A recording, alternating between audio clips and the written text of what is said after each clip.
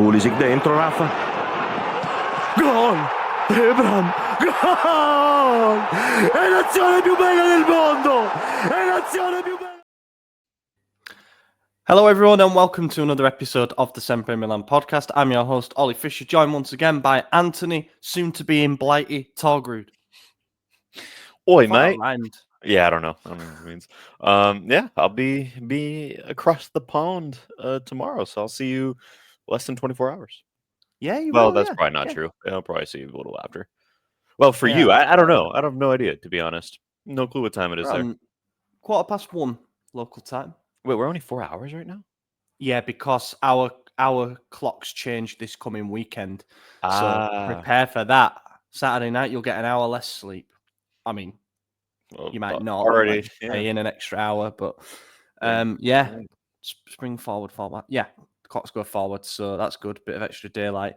And yeah, it's international by football and international by us too, because Maddie's not here. There's nothing international about that, I guess, apart from the fact that obviously he's stateside and you're coming over here. So stay tuned. We might do some social posts about finally meeting up. And then I've just got back from Switzerland. Managed to switch off in the Alps for a little bit. I wasn't actually in the Alps because I don't do skiing or anything like that, but we went to Zurich for the weekend. Really nice place, but very expensive. And now back in England. So you went to the Lindt chocolate factory? Very cool. Oh, God, that was good. Yeah, I bet. That was really, really good. Yeah, that was good. Got an awful lot of free chocolate, and then you end at the shop, which seems a bit counterintuitive because, you know, you're pretty much full. They gave us, I don't know if I've got them here, actually. No. They gave us basically a bag full of the Lindt balls. You get into the shop, you're like, I've got at least a week's supply here, so I'm all good. It's not like you can't get that elsewhere, you know. There's like a little kiosk up the road that's selling them for half the price as well. So yeah, do they have like exclusive flavors or anything at the factory? Yeah, they do. To be fair, Okay. yeah, they have stuff that they only offer at the factory, and it's worth it for like the tour because you know you get to taste different stuff as you go around. It was genuinely great. They did that at a real nice country. When we went up to Hershey. This was pre-Pulisic era, by the way, but that's where he's from. But when we went to Hershey, went to the factory, the Hershey chocolate factory, and that was kind of our thought too. Was like, okay, we just had a shit ton of chocolate, and they give you a bunch of freebies. But then we get in the shop, and we're like, we don't really need anything. We just get it at any grocery store in the world. And then we started seeing like some very unique, original flavors that you couldn't find elsewhere. And it was game over. Just loaded up. Mm-hmm. The thing that they had that like did it for me. They had do you guys have animal crackers there? They're like dipped in the white chocolate with the little sprinkles on it, crunchy ones. Mm-hmm. Yeah, so they had those dipped in Reese's peanut butter and then Reese's chocolate, and killer. But now they're in the grocery store, so I don't ever have to go back. Go to the store, grab that. Yeah, I do wonder how much of that stuff is like experimental. You know, let's put it here and then see what people are saying. But nah, it was good. And Switzerland, lovely place. Very, very nice place. Nice to just unwind a little bit. Thomas Tuchel's England reign is off to a good start with 2 wins. Kyle Walker, got to see him play on Friday night. A thrilling 2-0 win over, can't even remember who we played, Albania. And then he played 10 minutes last night against Latvia. Wasn't at that one due to being on the plane. Pochettino's reign didn't start well. 2 losses. He's got to be sacked, hasn't he, really? Get out of here, man. Lost to Panama in a disgusting game, man. They played like 9 at the back. Just ridiculous.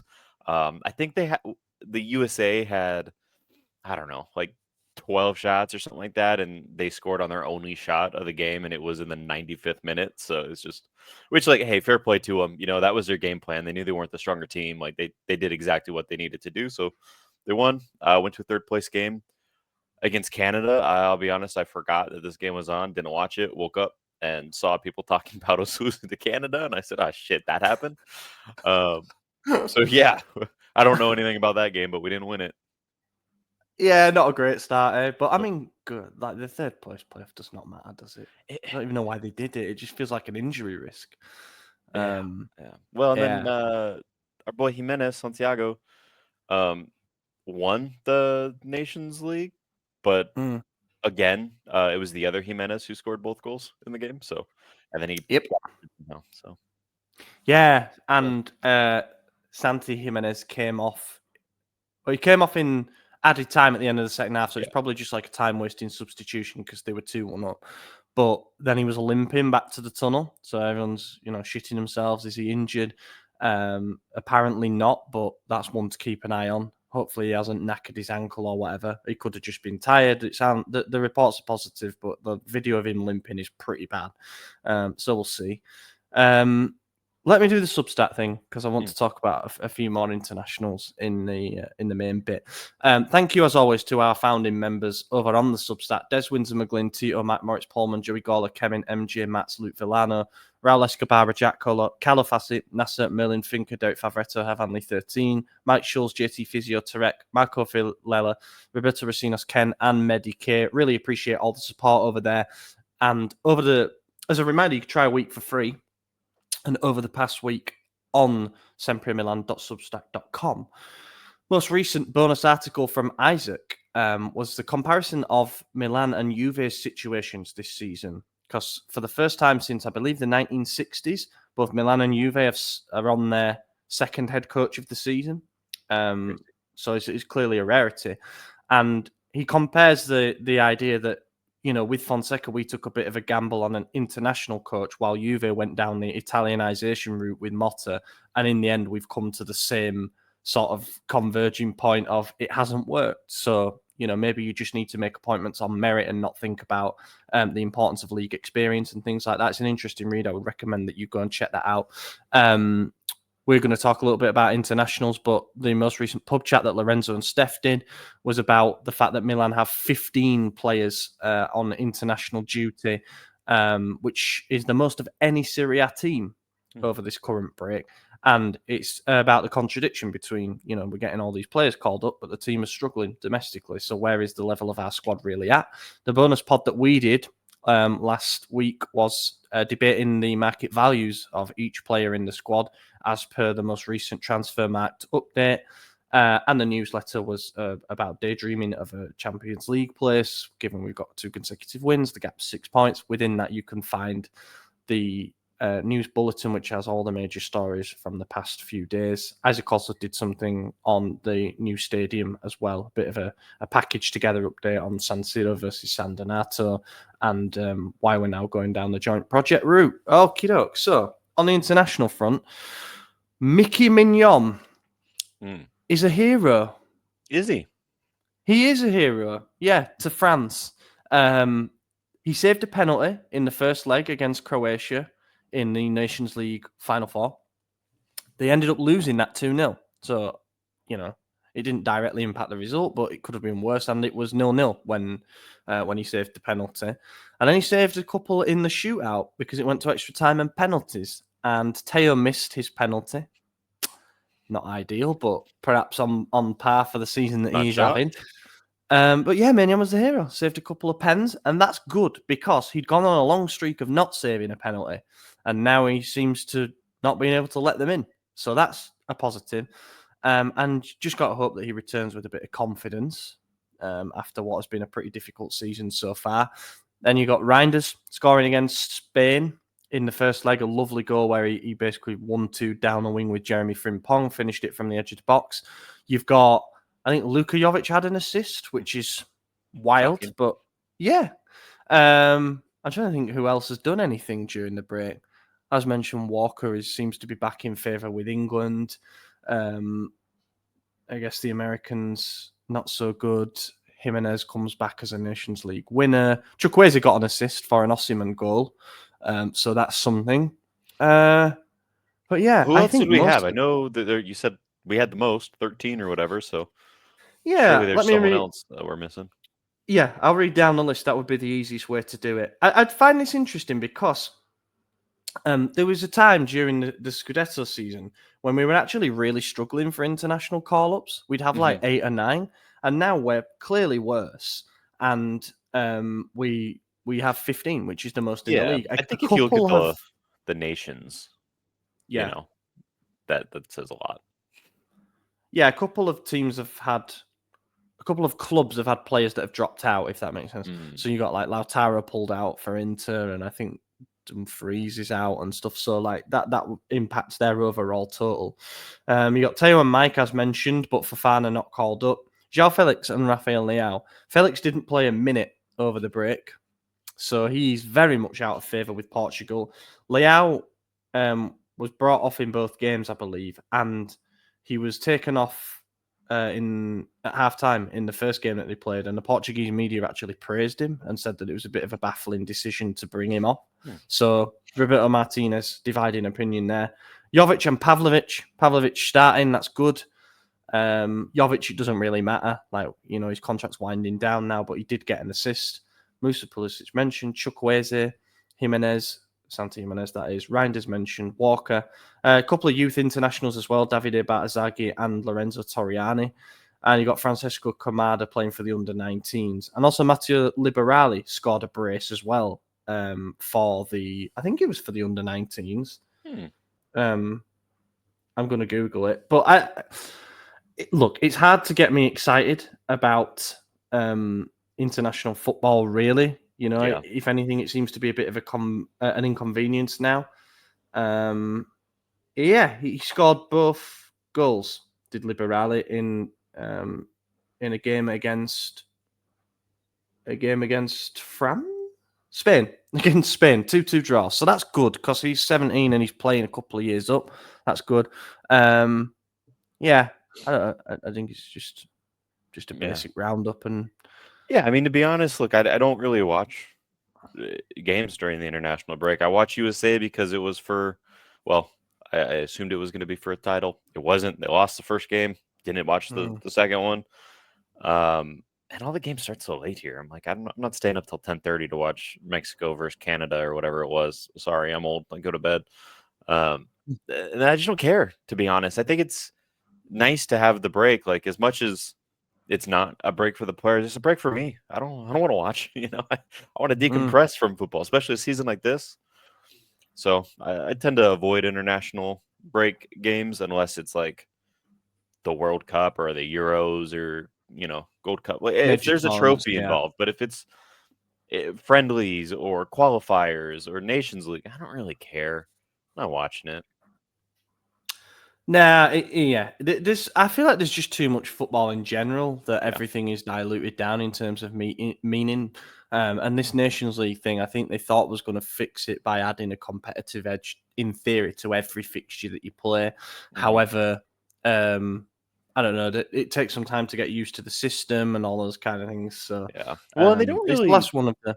At least here, one of the major things I've been seeing is that the stadiums have been empty for the USA games, and I didn't see any advertisement for it. I didn't know the first game was on until like the night of, because Madison texted me and said, "You gonna watch?" And I was like, "Oh, okay."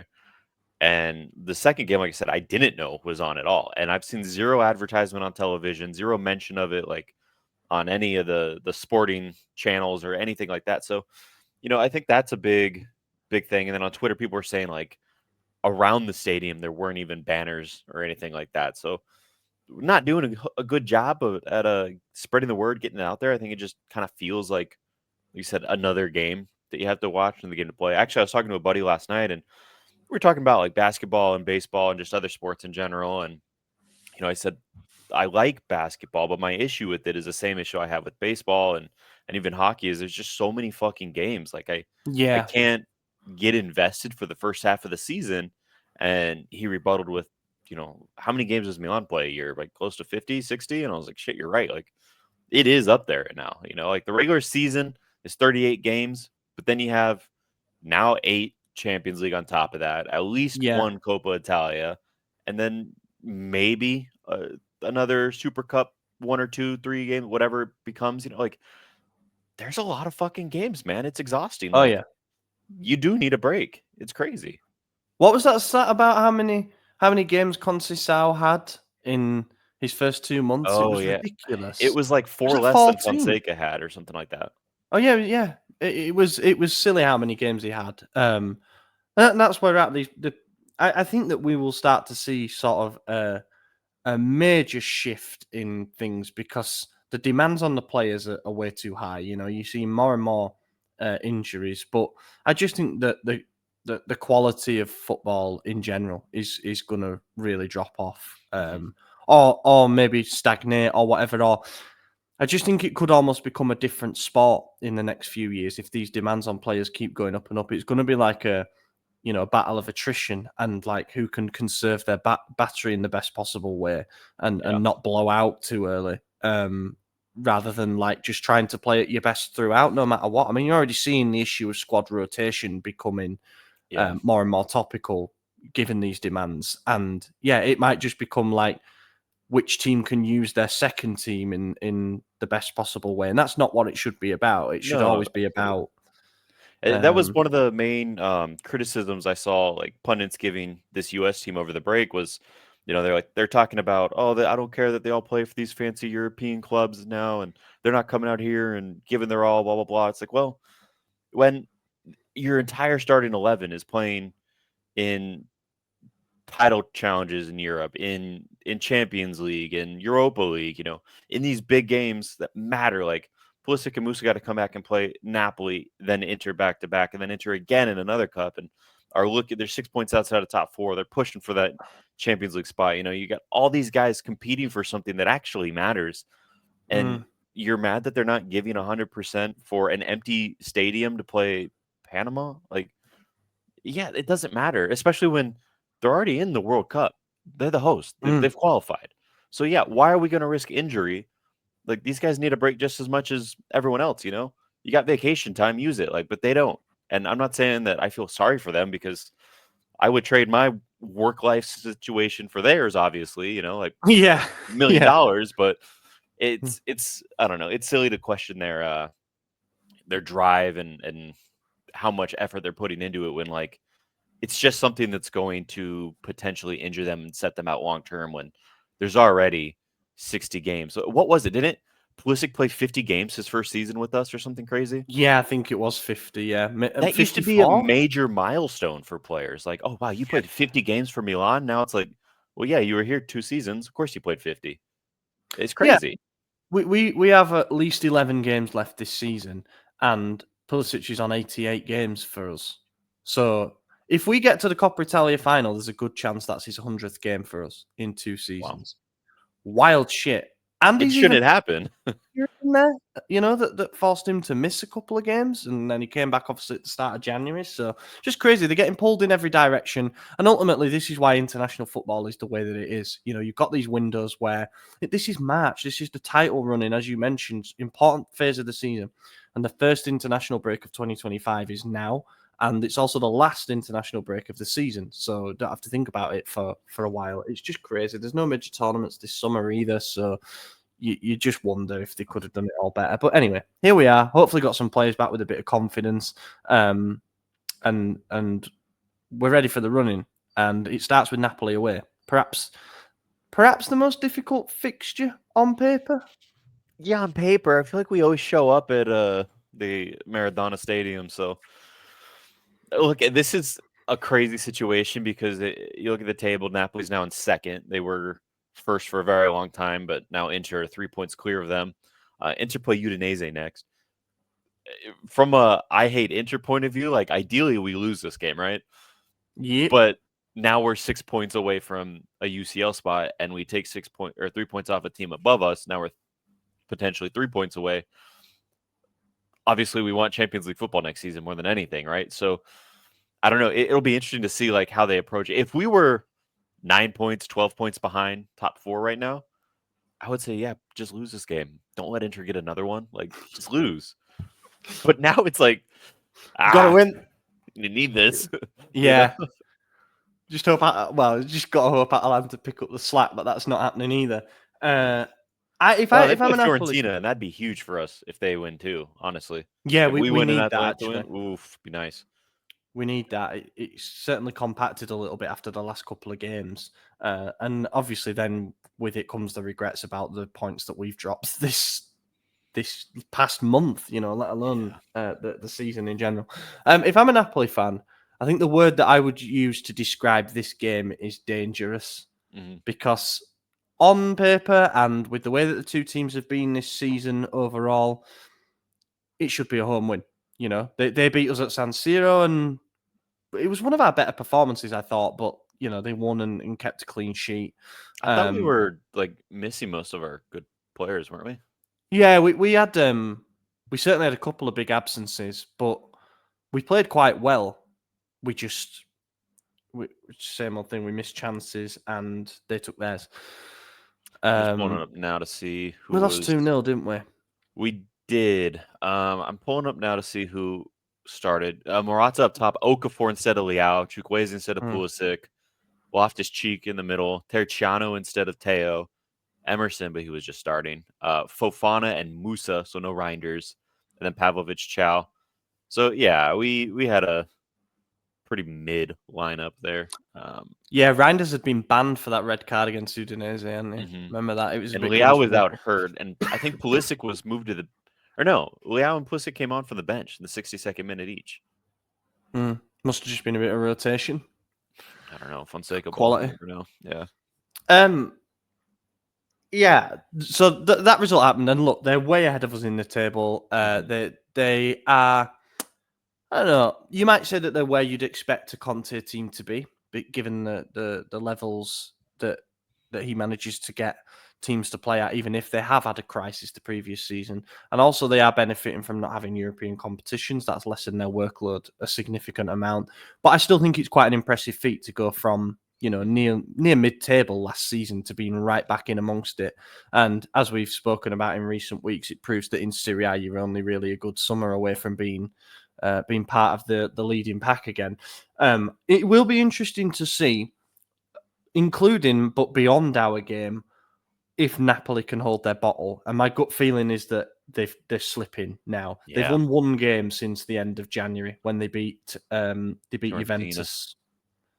They beat Fiorentina in their 2 games ago. Yeah, that's the one game that they've won since the end of January. Right. Yeah. So since so they went on a run in January where they beat Fiorentina 3-0, then Verona 2-0, then Atalanta 3-2, then Juve 2-1. Since then, they've drawn with Roma, drawn with Udinese, drawn with Lazio, lost to Como, drawn with Inter, beat Fiorentina, and drew with Venezia. And after us, they've got Bologna, who are in red-hot form, and still to come this season. Well, they've actually got a pretty easy run in after that. So it's one of them where if they get 6 points from these next 2 games, which again, they should on paper with how they've been in general this season, I just wondered about this recent run and if the belief has started to be drained from the group. They lost Kvara as well, and that's the big one. You mentioned it, they've got 1 win since the end of January. Well, what changed? They lost a guy who's killing it at PSG. The grass is greener sometimes. You look at their last 5 games, they've only kept a clean sheet once, and it was against Venezia, a team they couldn't score against. You look at our last 5 games, and we haven't kept any clean sheets, but we've scored in all of them, even with the 3 consecutive losses to Torino, Bologna, and Lazio. But one of the main factors as to why we lost those games is suspended. No Musa. Yes. So, Yunus Musa sitting on the bench. Maybe he comes back well rested. He did play both U.S. games, I believe. So maybe this will be good for him to take a little break. Do we have any predicted lineup? I would imagine it's our strongest possible for this. Well, I was just going to say that I think I'll use the live score one, but there's nothing just yet because obviously it's the Tuesday and you've got players coming back today and then players coming back tomorrow. So we won't really know until Thursday, Friday what kind of a team he's trying out in training. How many players did Napoli have on international duty? I can quickly find out. Yeah. Because I tweeted it off the data account, but I feel like they were up there as well. Okay, good. So we had 15. Juve had 14. Napoli had 12. Atalanta 12. Torino 11, and Inter 10. And were they decent players out, or was it just kind of a bunch of bums? Don't know. I can't see them. I can just see the total. All right, fair enough. Let's say no. Let's say they're all shit. Yeah, because that's kind of my thought. Was like, if they didn't have a whole lot of people away, then that means they had 2 weeks to train with Conti for one specific game. That's something he does very well. Yes. And if our players are coming back tomorrow, we're not doing too hot. Yeah. I was just thinking, Merritt must have been in the Italy squad, I presume. Yeah, he was. Bongiorno definitely was. McTominay will have been with Scotland. Rahmani will have been away with Kosovo. Lukaku was away with Belgium. I saw a video of him telling everyone, "Let's win our titles. Let's go home and win titles." So, yes, it's probably the starting 11 plus a couple of subs. So they've got, as our predicted team, Mignon, Walker, Gabbia, Chow, Teo. They've got Bondo and Musa in midfield, which isn't possible. Yeah, it can't be Musa. So it's going to be Fofana or RLC, but I think I'll probably lean towards Fofana. I like the idea of Bondo. Yeah. I've actually really enjoyed what I've seen from him so far. I think there's a good player in there. He's obviously young. He hasn't had much playtime with us, and he was on a really shitty Monza side. But I don't know. When I watch him play, like, he doesn't fail the eye test, And maybe my eyes are failing the eye test. I don't know. I don't wear glasses, but he looks pretty solid to me. So I'm happy to give him a starting spot against a big club. I think that's something he's earned. I know he's only played like a game and a half, but still. It's been better than what I've seen from Musa. I like the idea of playing that three of Bondo and Fofana and then allowing Reinders to get to go a bit further forward, because Fofana and Bondo certainly offer the work rate and the physicality and the kind of dynamism that you'd want from a double pivot. But the most important thing, as you mentioned, the lack of clean sheets for us, is that they're able to effectively shield the defence, especially in a game like this where they'll probably come at us with a three-man midfield too. But yeah, I like that. I think that's our best midfield at the moment. So I would like to see. I think RLC, if he stays fit, can play a part towards the end of this season. Maybe as a last hurrah before he leaves in the summer. But I think Conceição should like his type of player on paper. With his physicality and his directness. It's just whether he can stay fit, because we can all foresee a situation where he comes on in the second half and has to go off again because he's done his calf or whatever. Yeah. But if you can just make some kind of meaningful contribution in these last 11 games of the season, then happy days. It'll be like an added resource that we didn't expect. They got Pulisic and Leao on the wings, Reinders behind Jimenez. So there's no big surprises there. We'll see if Jimenez starts, though. If he's got that knock from the international duty, they might just throw in Abraham, honestly, which isn't the worst case scenario. I think he's picked up form having some competition. So, if that happens, it happens. And Tammy staying at Milanello, obviously, over the break helps as well, because he's got an uninterrupted, however many training sessions. And we'll see how this is Conceição's first international break. So we'll see how he manages that. If he prefers players that have been there to discuss the plans and things, or if he just says, no, I've got to put the best team out there. So that will be interesting. I guess one to watch is maybe Alex Jimenez left back over Teo. If Teo comes back and he's not the best, or but apart from that, I feel like our team kind of picks itself at the moment. Maybe the striker, as you mentioned, should change. And then Napoli, I can't. So what it's done here actually is just put their previous lineup for now. But it says that they've got no injuries or suspensions. So it would be Merritt in goal, Di Lorenzo, Rahmani, and Bongiorno as the three-man defence. Politano and Spinazzola wing-backs. Gilmore, Lobotka, McTominay midfield. Lukaku and Raspadori up front. Looking at that team, is it a hot take to say I am actually surprised they're all the way up there? It's not a brilliant team on paper, is it? But he's got most Conte teams aren't. If you look at them, they usually are a bunch of guys that you think like, okay, yeah, they're good players, but they're a little past it, or they're not that great. But when you put them together, I mean, look, systems make teams, and if you got the players for your system, they're going to perform above their level, and that's exactly what you're seeing. Like But Scott McTominay and Billy Gilmore have never done it for me, ever. But they are well and above some of the best players on this squad, and they're crushing it in Italy. Like, no denial for me. They're doing really well. The only player I'd say who is probably not doing too hot in that lineup is Spinazzola. Everyone else is performing. I mean, Lukaku's on 10 league goals, 8 assists. Like, he's performing. I know people are memeing him and acting like he's not, but it's just because he's not Osimhen. But I think his numbers are actually better than Osimhen's right now. He's changed his game, hasn't he? I think a little bit, Lukaku. Yeah. I don't know if it's because obviously he's into his 30s now, and you can't always rely on that explosive athleticism.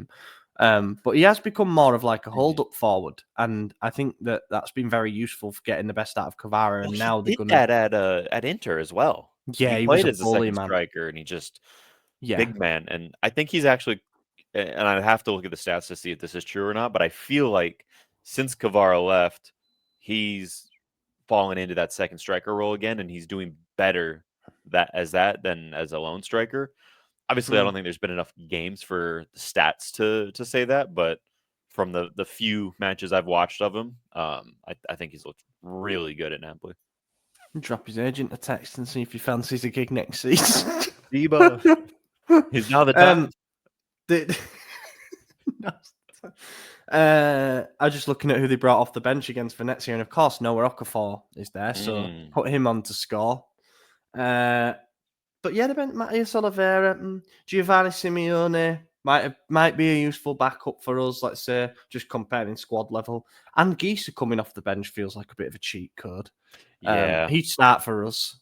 You know, he was absolutely phenomenal in that Scudetto season. Philip Billing, Huddersfield made. If he has a say. Civil and Gonge, unused sub, and we were linked with him in the January. So, like, there's a bit of something about the squad, and I really hope that this title race goes right the way down to the wire, but between Napoli and Atalanta, preferably. Yeah. But I hope it gets pushed close, because it feels like there's been some runaways over the past years since that year that we won it on the last day. Do you think, maybe this is my head just getting a little carried away, we don't see this 3-5-2? We see a 3-4-3 with Okafor instead of Raspadori and Politano moving up to winger, and then that midfield four is just locked in there. Possible. Definitely possible. I feel like he's been playing more of a 4-3-3 this season as Conte, but it's changed since they lost Kvara for obvious reasons. You can't just like whack someone in there. I guess, was it their sporting director said that Okafor arrived and just wasn't ready? Yeah. So like they had to work on him, but you can't just throw him in at left winger and expect the same kind of output. I think Politano's always been more natural winger. And he always seems to score against us, so that worries me a little bit.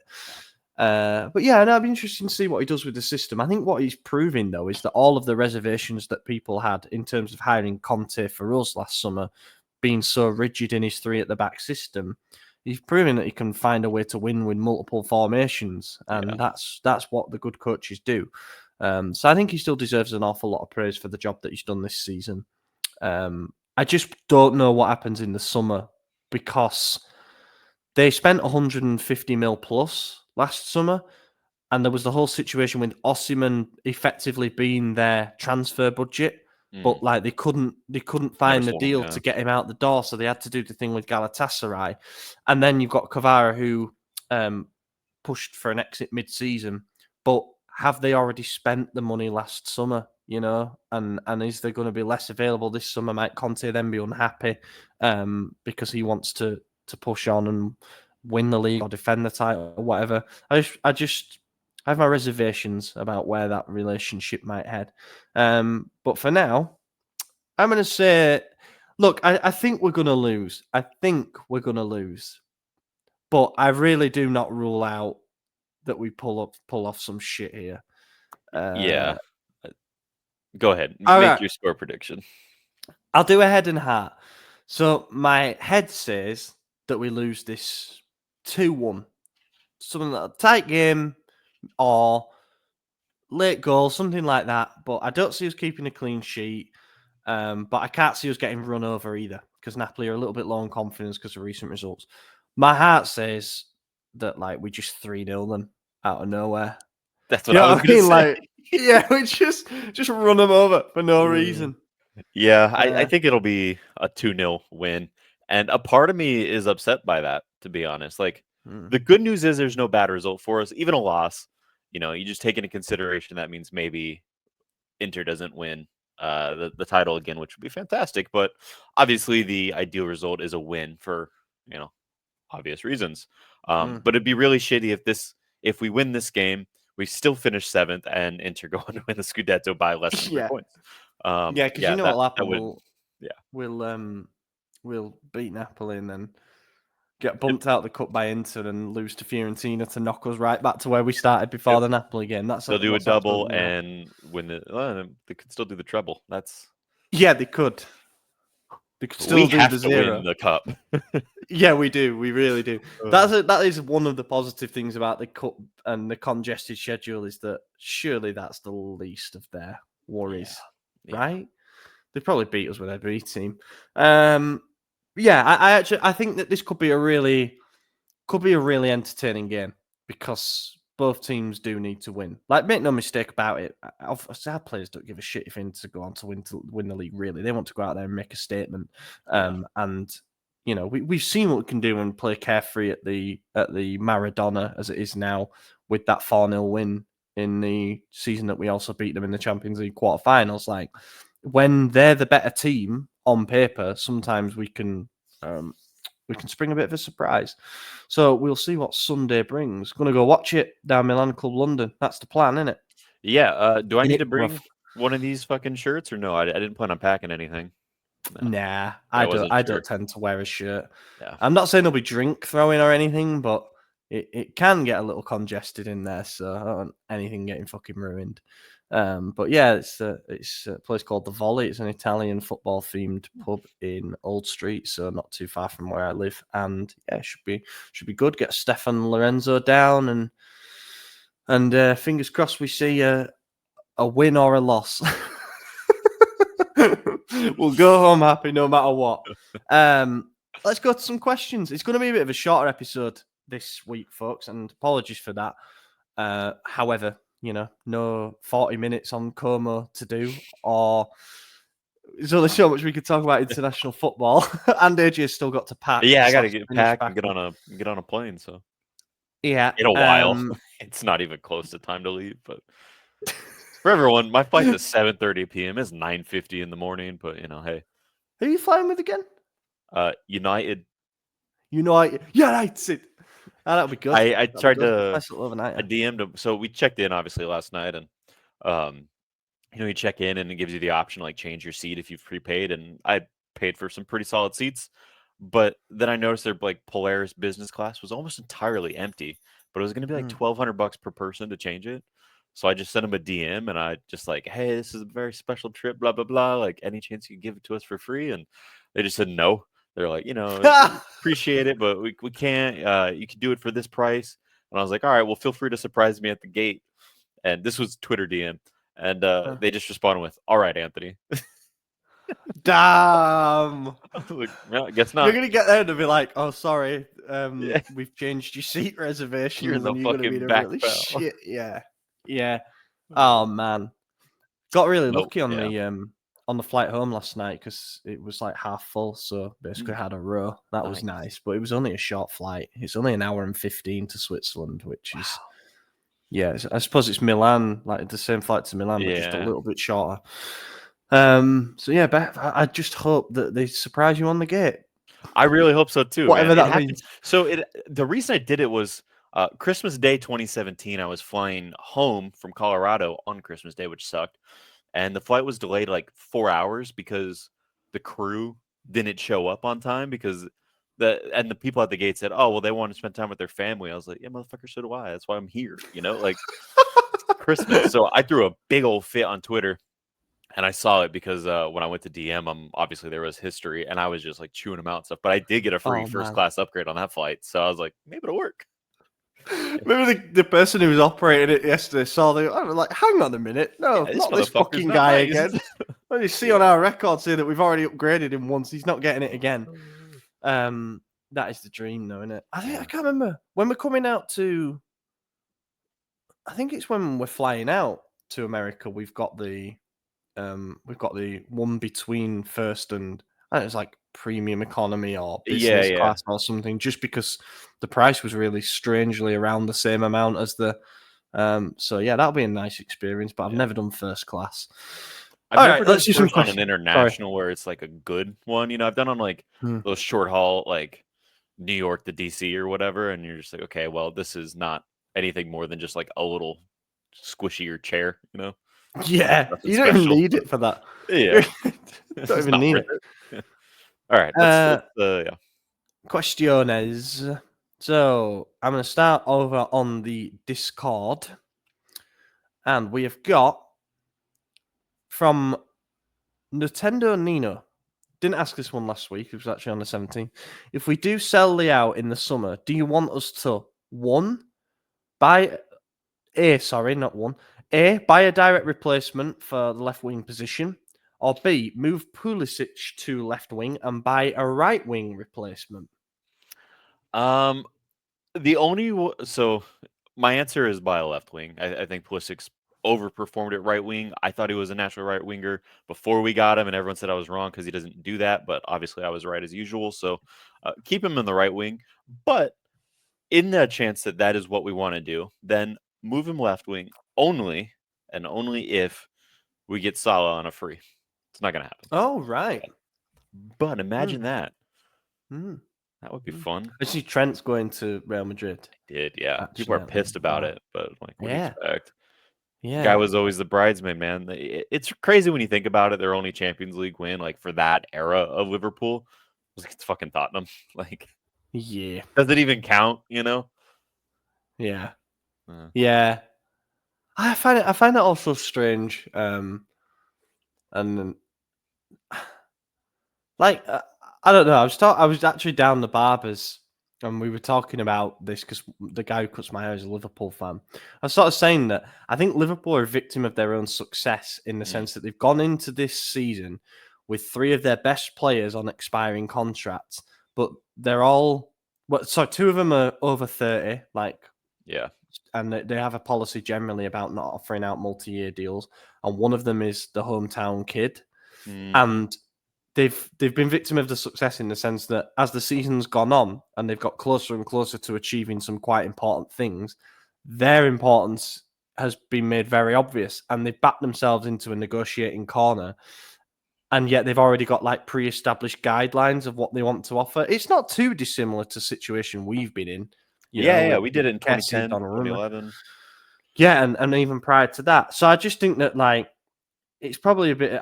I can still see Van Dijk staying maybe, but even losing 2 of those 3 is a little bit mad. Yeah, I think Van Dijk is the least valuable to that squad out of the 3. And that's not to say he's not a good player. Obviously, he's an incredible center back. But when you look at what Salah brings you, obviously he's very likely to win the Ballon d'Or this season, and deservedly so. So Ballon d'Or caliber winger, you're losing that, huge. And then Trent, who's one of the best fullbacks in the world, that's a position you can't just simply replace. There's center backs are a dime a dozen. They're not going to be as good as Virgil van Dijk, but there's like 12 right backs, you know, like there's not a whole lot of them, and he's the best, and he gets forward. And so now you're losing 2 huge attacking threats. I think if you keep Van Dijk, it doesn't do as much for you as if you keep one of those other 2. Yeah. Yeah, you can honestly make a case for any of them, because I think that, like, having watched Trent in person at England games and stuff, that there is stuff that I think that in the fullback role only he can do. You know, in terms of his vision, in terms of he passes like a cultured midfielder. But then Salah is having a season that may yet see him win the Ballon d'Or. Like, it's that good a level. Though I think them being put out the Champions League doesn't help his case. And Van Dijk, it's maybe, I agree in terms of valuable and market value and how long he's got left at this level. I think he's probably the one that you maybe most easily replace. But it's the intangibles with him. You know, the leadership, his organisation, he's playing out from the back. It's also important. It would be really shit for them to lose any of them. And yeah, there's a real distinct possibility coming that they're going to lose at least 2 of them. So back to the original question. I forgot that they got knocked out of the Champions League. You Yeah, said that, and I had to pull it up. I was like, what? I guess they're out. Yeah. Okay. Well, that brings me on to going back to the question about, and I agree with you. I would sign a left winger because I think Pulisic has done well on the right side, and he can always swap over to the left, like in certain circumstances. We've seen it happen this season. I would sign a direct left wing replacement, and one of the names would be from PSG, Bradley Barcola. I would go for somebody like that because they've signed Kvara, so he's now no longer a starter. And I don't even think it was an admission that Barcola's not good enough. I think he's absolutely outstanding, to be honest. He's got 13 goals, 7 assists in 26 league games, 3 and 3 in the Champions League, a couple of goals in the French Cup. So he's still absolutely smashing it. But now all of a sudden he's having to make do with being a backup because they've gone and spent loads on a new left winger. So problem is he'll be. Oh no, never mind. In my head, I don't know what I was thinking there. I was going to say he's getting older, but he's not. He's 22. He's young. Or if not him, maybe Desiree Doué would be good. I like Desiree Doué. He's just two of the wingers. Yeah, they do. I think Barcola might cost a lot of money. Yeah. Granted, if we sell Leao, we'll have enough. Unless we sell him for like 50, which would be ridiculous. I don't know what they'd ask for Barcola. I would imagine probably around 65. I don't know if that sounds right to you, but yeah, probably. I don't know what they paid for him actually, but I know they paid a lot for him and for Doué as well. They just like create this monopoly on signing talent in the league. It's kind of like Bayern Munich, but in France. So I think that like right now with FFP, their model is going to rely on player turnover. You know, with the amount that they're spending. So if some players are unhappy, like Barcola, who's gone from starter doing well to now being a backup, then they may cash in for the right price. Yeah, I don't think we're getting Barcola. So they bought him from Lyon for 45 million, and Transfer Market has his current value at 70. And his value when they bought him for 45 was only 18. Wow. Oh, he'd had a rapid rise though at that point. Yeah. It was a great bit of business, and I said he's done well this season. You know, there was a report today. It was a Spanish source though, so it wasn't very reliable, saying that Noni Madueke is on our list, and it wouldn't surprise me if that's the kind of profile that we looked at. You know, rather than going out and spending all of the Leao money on one name, I could see us kind of, you know, going for Madueke. And I like him, to be honest. I like Noni Madueke, and again, fallen victim to a circumstance at club level where there's just too many wingers at Chelsea, so he's not getting much of a look in anymore. Because he scored that hat-trick against us for PSV in that friendly that time in the winter, and then fucked off to Chelsea, and they've just signed so many wingers that he isn't getting too much of a look. But I think replacing Leao is going to be very difficult. I'd be more worried though if we just spent all the money on one guy. That's my gut feeling. Not like recreate him in the aggregate necessarily. Like I don't want us to then go out and sign 3 or 4 wingers. I just think that like I don't know if there's a guy out there that we can go and afford. You know, if it's not a Barcola, then it's a big gamble.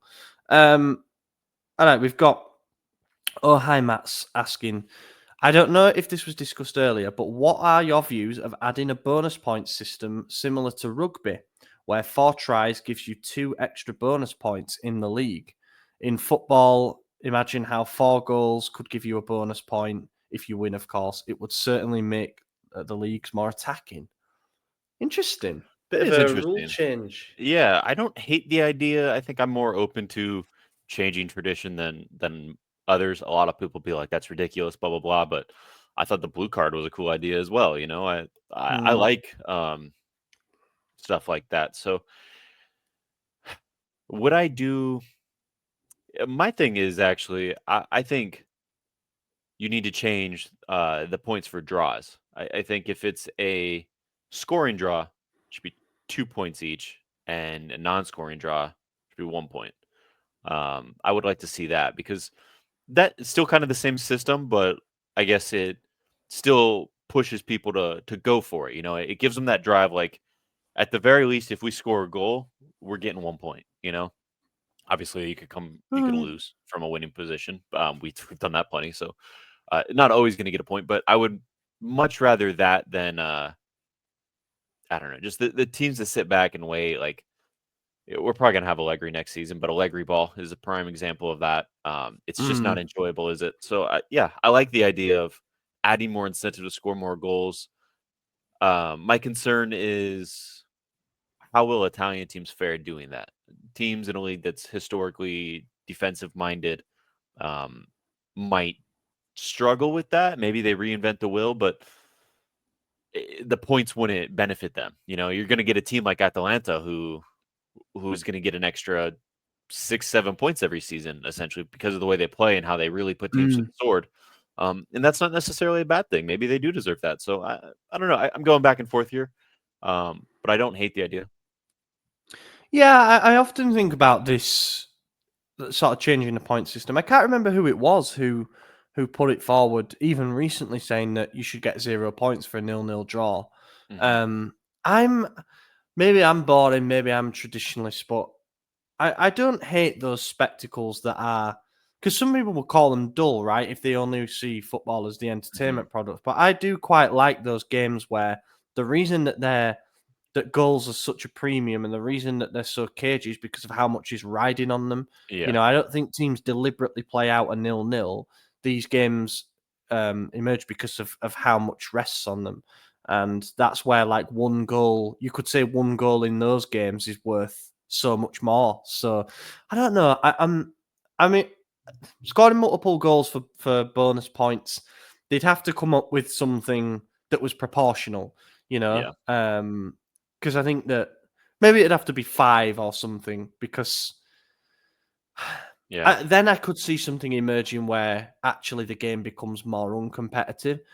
There's a bit of an art to being able to win games and then manage the remainder of the game, especially as we were saying earlier about the volume of football being played at the moment. But this idea that, you've got a big team running up a score and a small team, and normally they'd then put the handbrake on and they'd be thinking about the next game.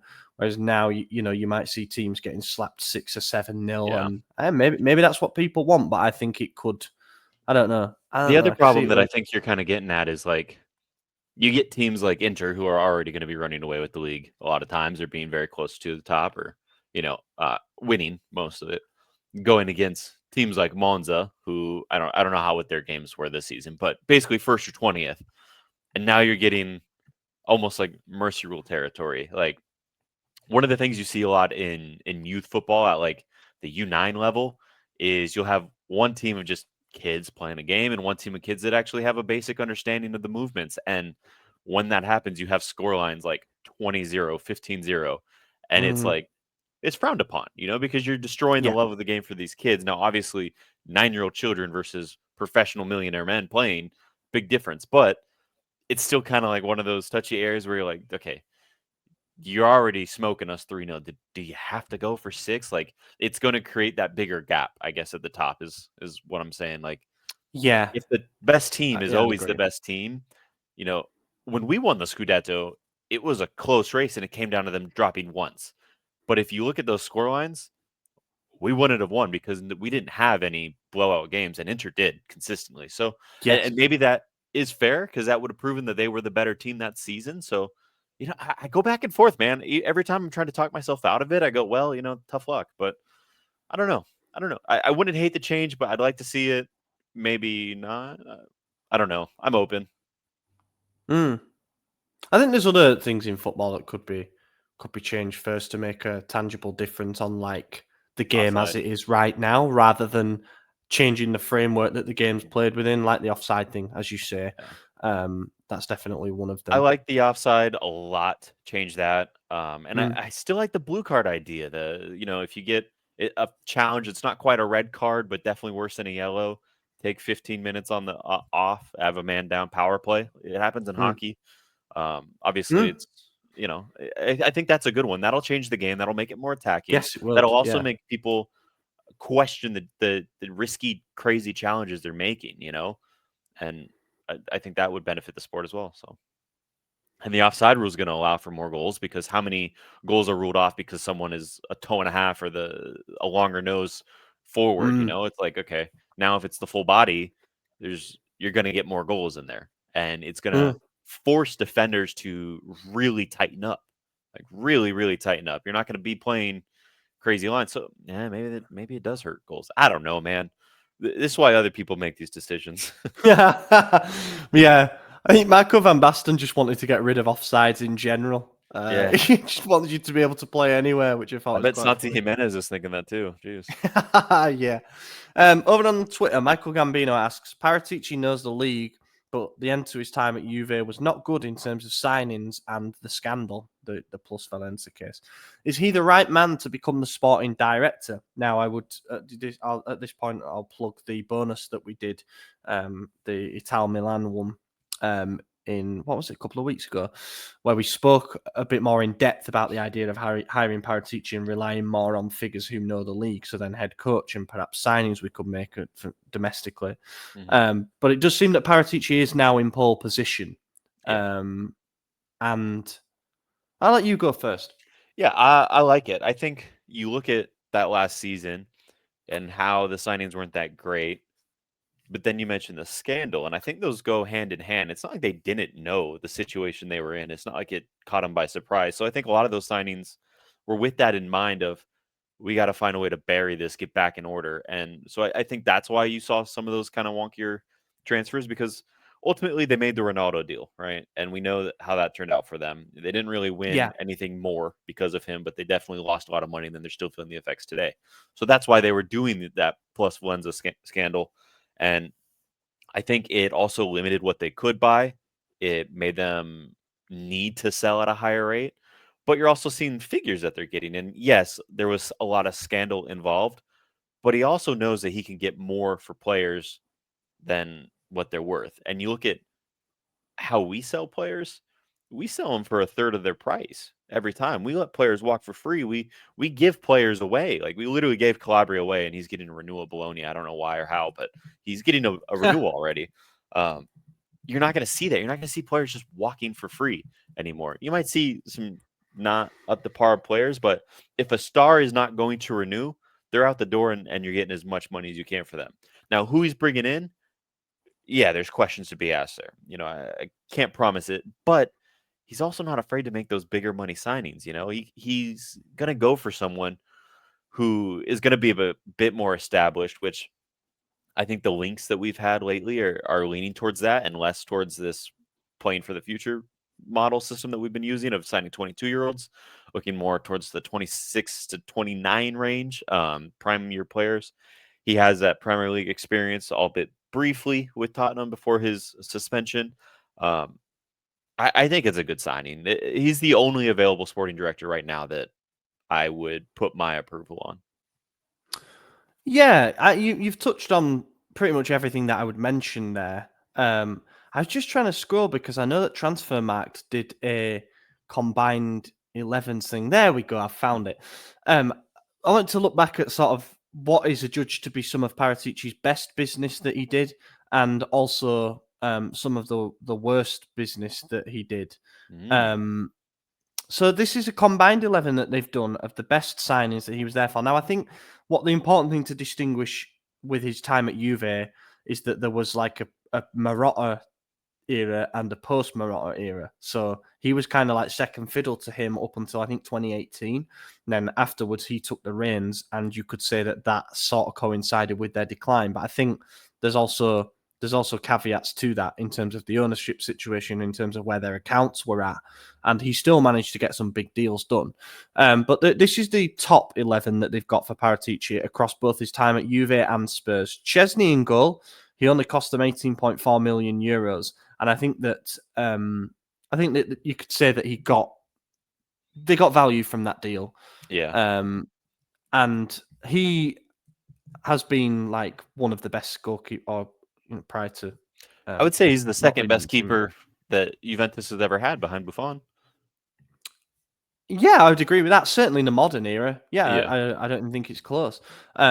I think, yeah, they definitely.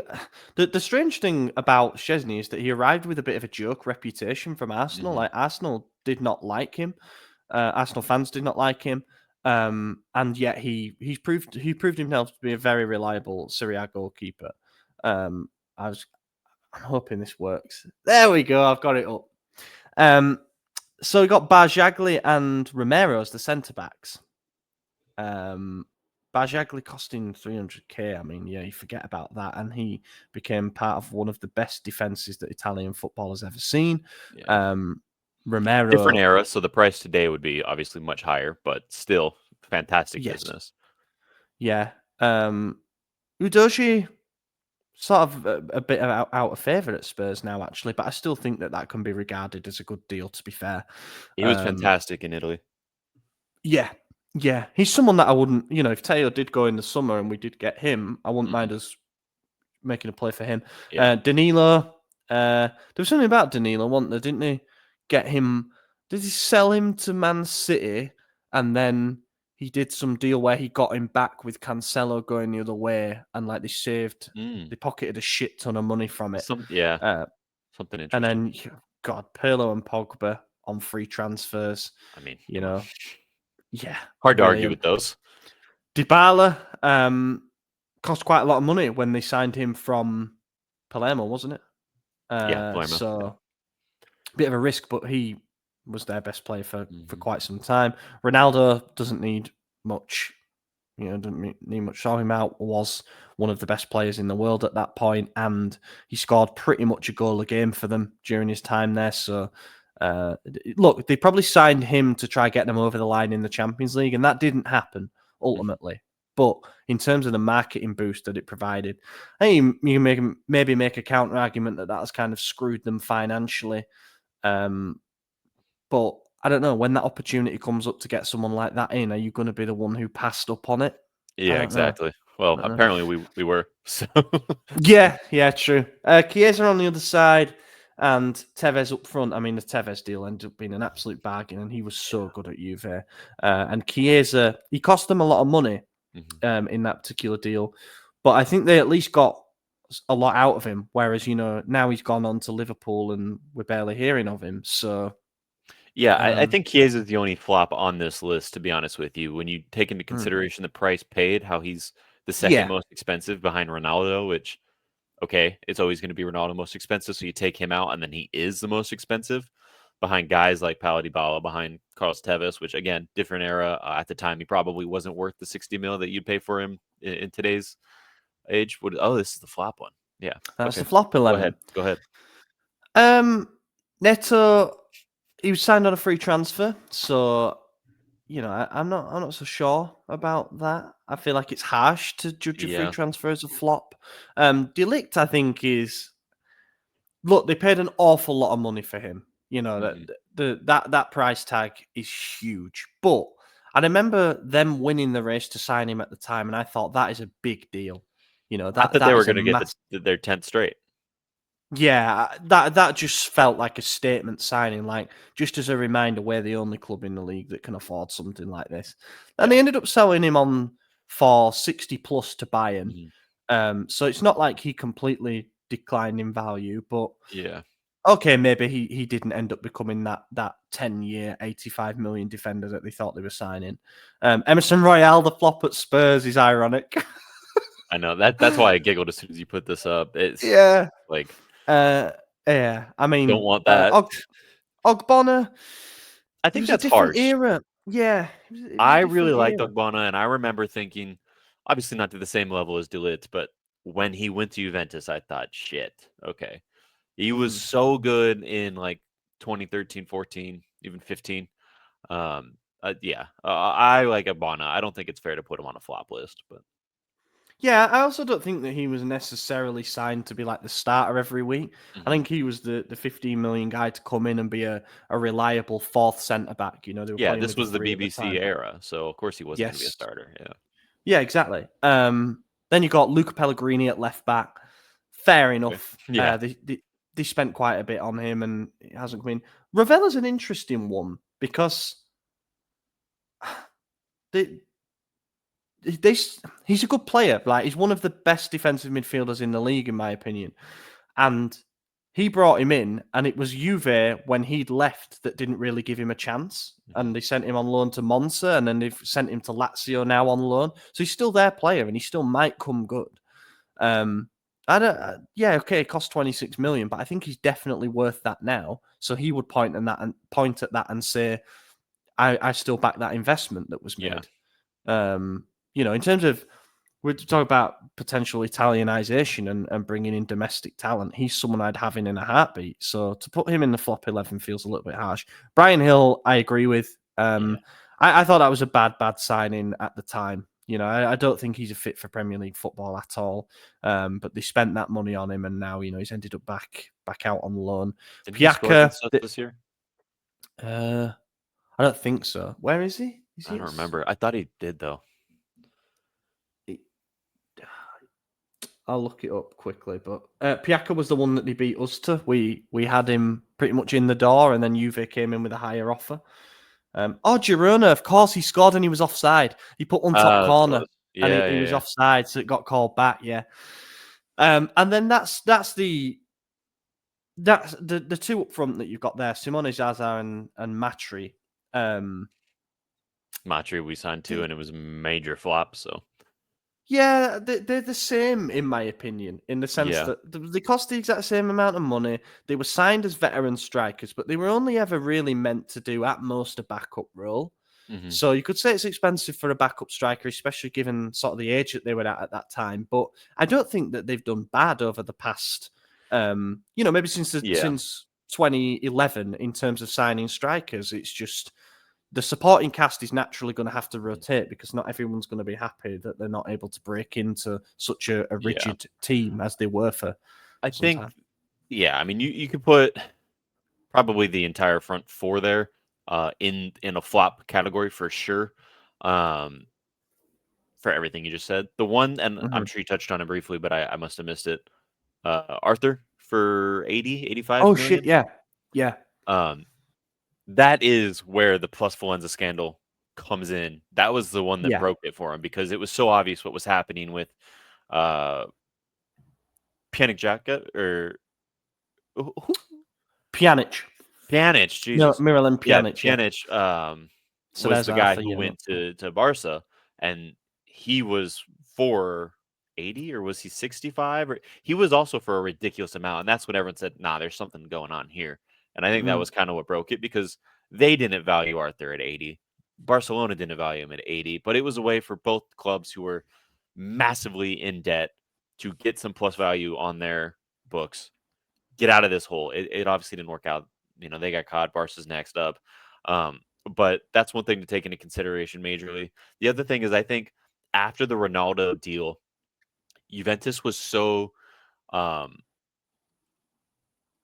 enveloped and caught in this idea that they need to, like you said, with the look, be the only Serie A club capable of making these signings. So they started spending as if they're a Premier League club while in Serie A, which obviously doesn't make Premier League money. And they probably were in a position to do it after winning 9 straight Scudetto. But when they bring in, what's his name, Ronaldo, then all of a sudden it's not looking as hot.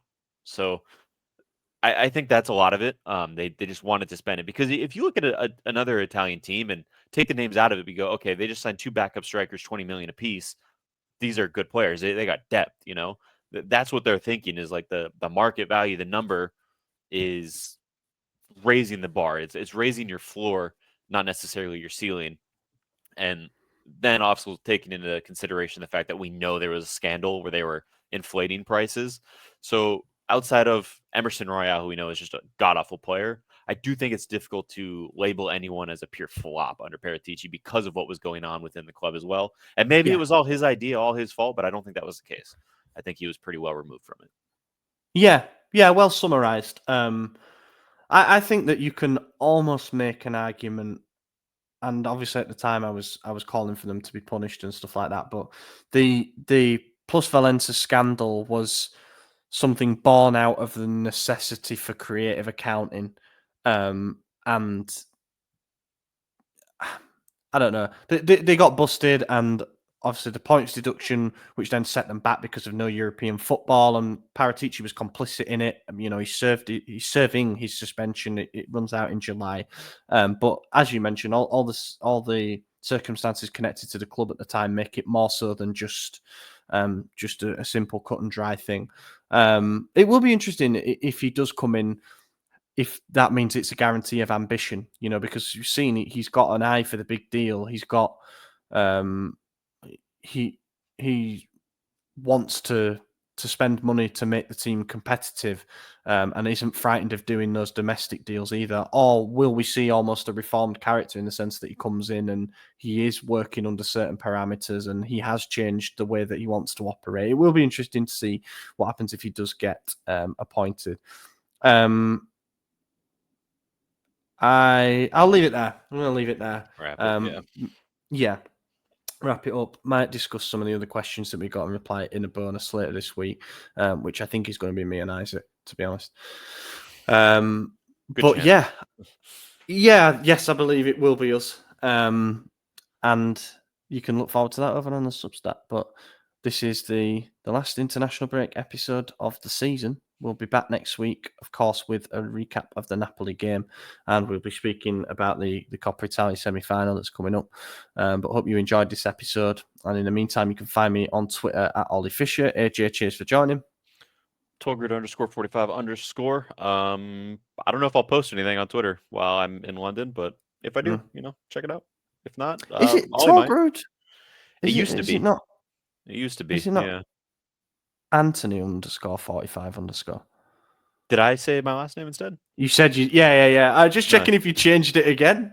No, it's Anthony now. Yeah, but ironically for the reason of not wanting my last name out there, but I guess I just said it to 2,000 people again. So everyone already knew it. Doesn't matter. Yeah, I say it in the intro after a few seconds every time. Anyway, so I might have to start cutting that out and start calling you. What's the J stand for? James. Jacob. Right. Okay. I feel like I should have known that. Bad friend.